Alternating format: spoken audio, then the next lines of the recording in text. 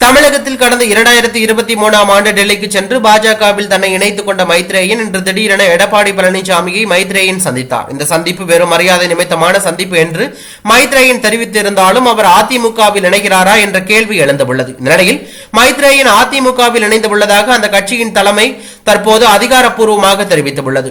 இதுகுறித்த அறிவிப்பில் அனைத்து இந்திய அண்ணா திராவிட முன்னேற்ற கழகத்திலிருந்து நீக்கப்பட்டு பாரதிய ஜனதா கட்சியில் சேர்ந்து அந்த கட்சியின் தேசிய செயற்குழு உறுப்பினராக இருந்து வந்த மைத்ரேயன் அந்த கட்சியிலிருந்து விலகி கழக பொதுச் செயலாளர் எடப்பாடி பழனிசாமி அவர்களை சென்னை பசுமை வழிச்சாலையில் உள்ள செவ்வந்தி இல்லத்தில் இன்று நேரில் சந்தித்து தன்னை மீண்டும் கழகத்தில் இணைத்துக் கொள்ளுமாறு கடிதம் கொடுத்தார். அதனை கழக பொதுச் செயலாளர் எடப்பாடி பழனிசாமி அவர்கள் பரிசீலனை செய்து மைத்ரேயன் அவர்களை மீண்டும் கழகத்தில் இணைத்துக் கொண்டார் என அந்த அறிவிப்பில் தெரிவிக்கப்பட்டுள்ளது பரபரப்பை ஏற்படுத்தி உள்ளது.